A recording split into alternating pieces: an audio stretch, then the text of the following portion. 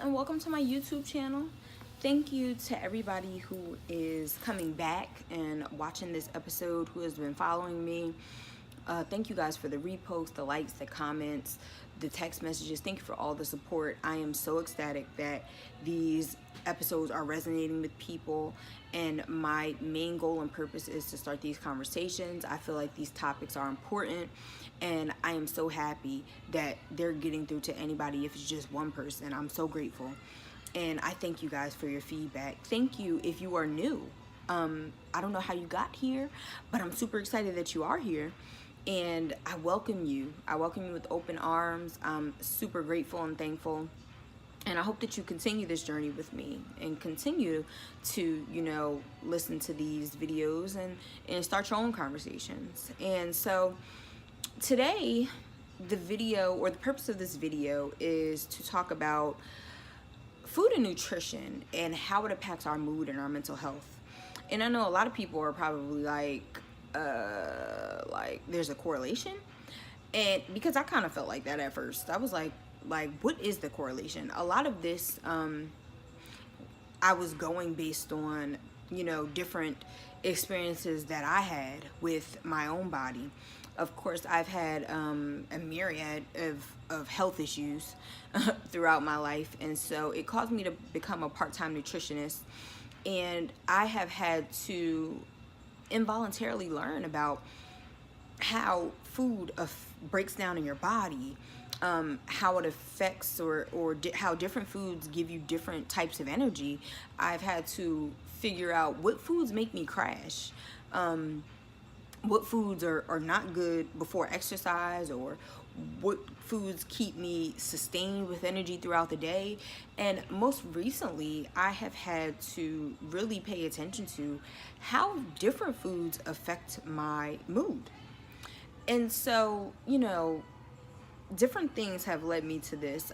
Of course, mainly just me feeling different ways emotionally after I eat certain foods or after I omit certain foods from my diet.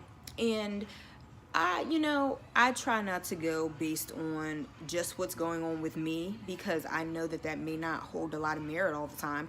I'm an individual. I have my own things going on, and these things do not always, they're not always pertaining for everybody else. Sometimes they don't make sense for you guys. And I really wanted to see if there was any merit behind what I was thinking. Oh, well, this food makes me happy, or this food makes me, keeps my energy high throughout the day. This food puts me in a super productive, positive mood. I really wanted to see if it was all in my head or if there was any scientific knowledge behind this. And so as I started to look things up, I learned this is like an actual thing. There is a lot of scientific research that is, telling us that there's a lot behind different foods and nutrients and different vitamins that do affect your mental health and your mood. And so I have done a lot of research. I made sure that these, articles that I was reading and taking notes from were credible and valuable. And so I didn't just come to you guys pulling stuff out the air based on my experience. So I'm going to give you guys a lot of scientific background knowledge, partly because I'm a science teacher, the other part because it's really going to help you understand why what I'm saying is important and relevant. And so I'm going to start with the brain. So the brain is responsible for most of our functions. It's working all day, every day, even when you're asleep. It is responsible for almost every single function in our body. And I want to break it down to the different parts of the brain and what they are responsible for. So there are 4 parts of the brain, and I am going to try to go off the top of my head because I did physiological psychology and I should know this. So it is the parietal lobe, the temporal lobe, the occipital lobe, and the temporal lobe, I said that already, the frontal lobe. How did I forget that? Oh, Dr. Keen, I apologize. So these I'm going to break down what these lobes are responsible for. So, the frontal lobe is responsible for cognitive functions and control of movement or activity. The parietal lobe processes information about temperature, taste, touch, and movement. The occipital lobe is primarily responsible for division, and the temporal lobe processes memories, integrating them with sensations of taste, sound, sight, and touch. So, your brain is responsible for a whole lot, and it's working all day, like I said, every day. And I give you all that information to, really explain like that the brain is complex. It's responsible for most of the things in your body, and it requires a constant supply of fuel. And the fuel that we use is vital to the health and the function of the brain. And of course, we want it at its optimal health and function because we want to be able to be at our optimal health and function. And so I'm going to get into the research now behind eating and the brain health and function and your mood. And so, according to research, eating high quality foods that contain lots of vitamins, minerals, and antioxidants nourish the brain and protect it from damage. Now, a lot of people might ask, how does your brain become damaged or not damaged from food? And so, diets high in processed foods and refined sugars are harmful to the brain. They promote inflammation and oxidative stress. Multiple studies have found a correlation between a diet high in refined sugars and impaired brain function, and even worsening of symptoms of moods, disorders such as depression. So, to keep it simple, food affects your mood. Everything that you ingest is accounted for, and it plays a role in your moods and your behaviors. And so I really wanted to break that down to harp on what we are ingesting. And I really want to emphasize that everything is accounted for. From the cookie to the piece of fried chicken to the baked salmon and the Brussels sprouts to the 7 sodas you drink a week, or the getting your water intake throughout the day. Nothing goes unaccounted for, and they all play a factor in your overall nutrition and your health. Your health is super important, guys. Biology plays a role in your mental health, and I'm always going to harp on the fact that we have one health and it's important.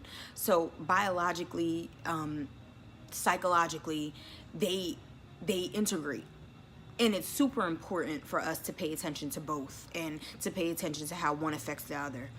And so I don't want to give you any of this information without providing you with, information on things that you should and things that you shouldn't eat. And so I really want to get into, I have more notes. So what I learned is that foods that are bad for your mood, before I even tell you what they are, I want to explain why they're bad. So the foods that I'm about to name, they cause instability in moods due to bursts of energy and crashing. So, foods like, caffeine, things that are high in sugar, we all have had that energy crash. So refined carbs are really bad for mood because of that. Junk food, candy, soda, fruit juice, syrup, jams and jellies, white rice, white bread, crackers. Alcohol is a depressant. FYI, I know a lot of people turn to alcohol thinking that, it'll put you in a better mood, it'll put you in a better space, you're more fun, you're more happy, you're more lively. Alcohol is actually a depressant, and it disturbs your sleep. It actually slows down things in the body, and it represses feelings. Yes, it does, but it also slows a lot of stuff down, including the movement of your mind and you being able to process.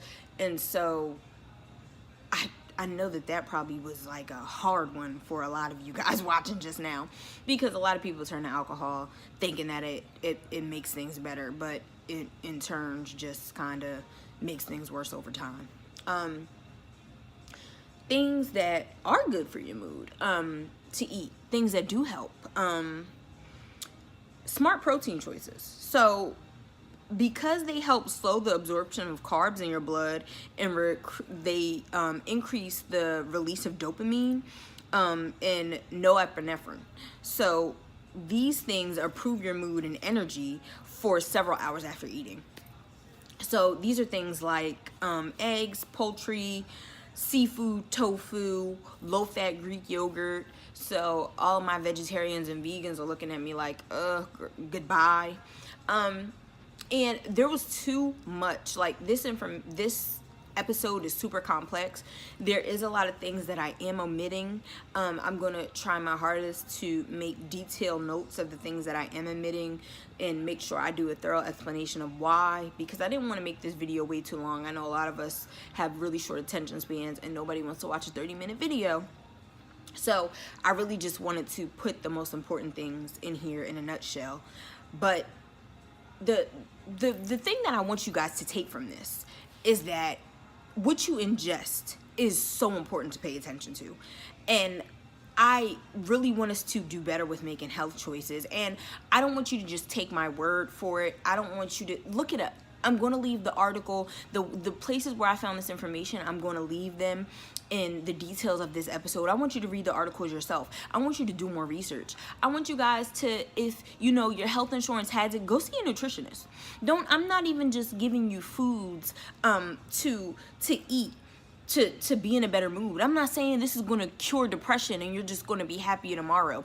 I just want us to take a step forward and having healthier choices and making healthier decisions for ourselves and changing things. I want us to change physically and psychologically and just do better. I want us to be putting a foot forward in just making the best decisions for ourselves. I know that I don't want anybody to take away from this video that, you know, if you start eating more seafood, your depression and anxiety is going to go away. I don't want you to take that from this. I don't want you to think that, you know, okay, you know what, if I start doing this, I don't have to take my medicine anymore. I don't want anybody to take anything from this other than make better choices. Make better choices. I want us all to make better choices. I want us all to be putting our best foot forward and eating healthier and paying attention to things. Paying attention to what you ingest. Paying attention to what you feed your kids. Like, you know, the earlier you start with good eating habits, I mean, the less problems that we get to occur. Start early. It's never too late, but the earlier you start, the better. I just really want us to be moving forward and to really start these conversations with each other and ourselves. And go see a nutritionist. Go see a dietitian. Go see a trainer. If you have access to those things and resources, you know, that will lead you there. There's plenty of people that are on Instagram, on Twitter, like, you know, people that are self-taught nutritionists. I mean, this stuff is on Google, it's on Pinterest. Like I said, I don't want you to just take my word for it. I want us to start the conversation so that you do the research and you do better. We do better. Because I eat a lot of stuff that's in that bad for mood category too. So I really hope that this episode reaches the people that it was meant to. I really hope that changes are made. And I really hope, more than anything, like I said, we start the conversation. You guys go out, you start talking to a nutritionist, you start incorporating foods that are better for mood. You just change dieting habits. You start eliminating things and keep a journal. You know, start paying attention to, you know, hey, after I ate this, I felt good. Like, you know, start keeping a log of your moods and the things that you eat and how it's affected you. I feel like that's a true teller in, you know, what you should avoid and what's really good for you. But like I said, I just really wanted to start this conversation, and I'm so happy that I was able to get this information out to you guys. And I want you to like and comment, leave your feedback, leave your thoughts, and I'll see you guys next episode.